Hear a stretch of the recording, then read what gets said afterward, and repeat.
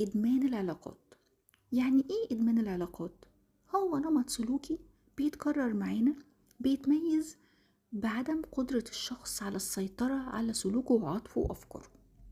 طيب، ده بيعمل إيه؟ بيخلي الشخص عنده صراع داخلي، وبيكون فاقد السيطرة على تصرفاته، فبيعرف واحدة واتنين وتلاتة. يعني متخيل إن هو بيدور على حاجة مش لاقيها في الأولانية أو التانية أو التالتة. أو إدمان العلاقة بيحصل مع نفس الشخص، بيبقى معتمد عليه اعتماد كلي لدرجة بتخنق الشريك. طيب إيه هي شوية من علامات إدمان العلاقات؟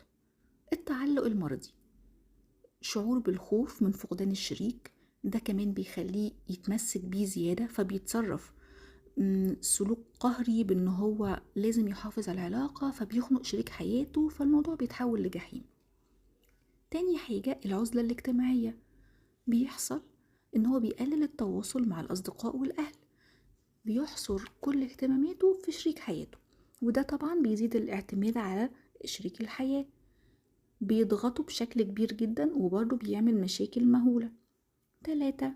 التفكير القهري، اللي هو التفكير المستمر في الشريك وتأثيره على جوانب الحياة التانية، إن هو عايز اهتمام 24 ساعة من شريك حياته، مش قادر يستغنى عن ده.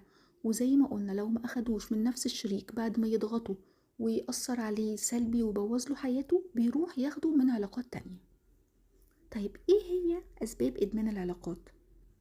في كذا عامل. في عوامل نفسية ممكن تكون أصلا من صدمات في الطفولة، علاقات مش مظبوطة مع الأهل، ناقص إشباع عاطفي، ده بيسبب إدمان العلاقات لما بيكبر. تاني حاجة الاحتياجات العاطفية، الاعتماد المفرط على شريك الحياة عشان يلبي له احتياجاته ورغباته، وده طبعا بيؤدي لتعلق قهري. 3. النرجسية، في البعض بيشبع احتياجاته العاطفية دي من خلال تعدد العلاقات، لما بيخلص على علاقة واحدة الشخص اللي معاه في العلاقة ده خلاص بيبقى مستهلك ومستنزف ومفيش منه أمل، بيبتدي يعدد العلاقات. وطبعا علشان ده سلوك مش صحي، فهو ممكن يخلي ناس كتيرة من مدمني العلاقات يخشوا في نوبات اكتئاب، نوبات قلق، يعني في بعض الأوقات أصلا بيوصلوا إن هم يفكروا في الانتحار. أيوة، ده مرض وبيحتاج إن هو يتعالج. طيب إيه هو العلاج؟ العلاج مبدئيا بيبدأ بصراحة بعلاج نفسي، هو ده أول اتجاه مهم إن الشخص ده يروح له، لأن الموضوع اضطراب شديد ولازم له أصلا تعديل سلوك.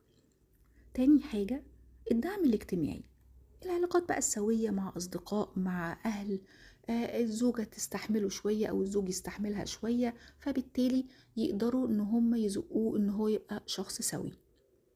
بصوا يا جماعة، هو الموضوع مش سهل أبدا، وهو فعلا صعب، وهو مرض، فبلاش نستهين بيه، وبلاش أي حد نشوفه متعدد العلاقات أو خانق شريك حياته نقول عليه إن هو حد يعني غلط وخلاص. لا، هو بيبقى مريض ومحتاج يتعالج.